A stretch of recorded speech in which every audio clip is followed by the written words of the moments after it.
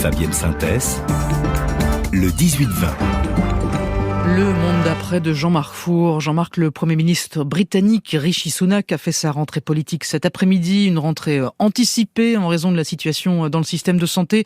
Le NHS, comme on l'appelle là-bas au Royaume-Uni, va tellement mal que ça peut déclencher une crise politique et c'est votre monde d'après. À voir les scènes décrites dans la presse britannique, on a peine à croire que l'on parle d'un pays moderne et développé. Ici, dans un service d'urgence, un patient touché par un AVC est contraint d'attendre 24 heures assis sur une chaise. Là, dans un autre hôpital, on manque d'oxygène. Les patients passent des jours et des jours sur des chariots. Il n'y a plus de flacons pour les tests urinaires. On les effectue dans des tasses pour le thé. Oh my God. Et la réalité brutale des statistiques confirme la sensation créée par ces anecdotes. Selon l'association des médecins urgentistes, 300 à 500 personnes meurent chaque semaine par effet en chaîne du déficit de soins et du manque d'effectifs. 7 millions d'opérations sont en attente. 7 millions. Un patient sur 5 pris en charge par les urgences met plus d'1 heure à arriver à l'hôpital. Et le personnel de santé est au bout du rouleau. Le mois dernier, on le sait, pour la première fois depuis un siècle, les infirmiers et infirmières ont fait grève. Ils sont épuisés, payés une misère. Un hôpital sur 4 a dû ouvrir une banque alimentaire pour ses propres salariés. Les infirmières réclament 20% de hausse de salaire. Vous allez me dire qu'en France aussi, l'hôpital va mal, c'est vrai. Mais pour connaître les deux systèmes, je peux vous dire que c'est bien pire au Royaume-Uni. Donc rien d'étonnant à ce que ça tourne à la crise politique. Oui, mais le pouvoir a d'abord adopté la stratégie de l'autruche. Le déni, le gouvernement est resté silencieux depuis 3 semaines alors que la situation ne cesse de se dégrader. Le ministre de la Santé n'a pas ouvert la bouche. Seul argument avancé, c'est conjoncturel. C'est la faute à la combinaison de l'épidémie de grippe, des rebonds du Covid et du relâchement des mesures de distanciation sociale. Le deuxième axe de défense du gouvernement britannique jusqu'à présent, c'est la ligne dure. Nous ne céderons pas. Pas question d'augmenter les salaires. Les équilibres budgétaires sont en jeu. Si les effectifs manquent, on fera appel aux pharmaciens et à l'armée. Quant au droit de grève, pourquoi ne pas le limiter davantage ?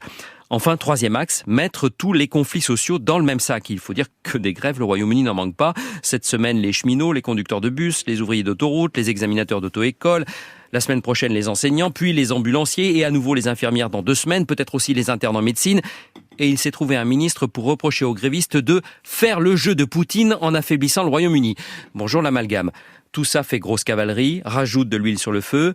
Rishi Sunak s'est vu reprocher ces derniers jours d'être aux abonnés absents et l'opposition a appelé à anticiper la rentrée parlementaire prévue lundi prochain. Et donc le Premier ministre Jean-Marc se décide à prendre le sujet au sérieux. Oui, Sunak, contrairement à l'éphémère Liz Truss qui l'a précédé, a au moins les yeux en face des trous. Il sent que la pente est glissante. Le Premier ministre sait que le sujet du NHS est plus explosif que les autres conflits sociaux. Les Britanniques sont très attachés à leur système gratuit de santé publique. D'ailleurs, ils soutiennent à plus de 60% la grève des infirmières, moins de 50% de soutien pour les cheminots. Donc Sunak se décide à sortir du bois. Il a promis cet après-midi de réduire les listes d'attente. C'est un premier pas. Au moins, il admet qu'il y a un problème. Mais l'honnêteté serait de reconnaître que cette crise du NHS est tout sauf conjoncturelle. Elle est la conséquence de 12 ans de sous-investissement public depuis que les conservateurs sont revenus au pouvoir. L'hôpital britannique compte 160 000 postes vacants et le Brexit a accéléré l'exode des personnels de santé. Le nombre de lits par habitant est 2 fois inférieur à celui de la France, 3 fois à celui de l'Allemagne. Des 40 nouveaux hôpitaux promis par Boris Johnson, seulement 7 sont en cours de construction. Bref, l'état du NHS est le résultat d'un choix politique. Alors il est peu probable que Sunak, lui-même conservateur, l'admette. Il n'ira pas au bout du raisonnement. Donc le risque est élevé que la situation continue de se dégrader.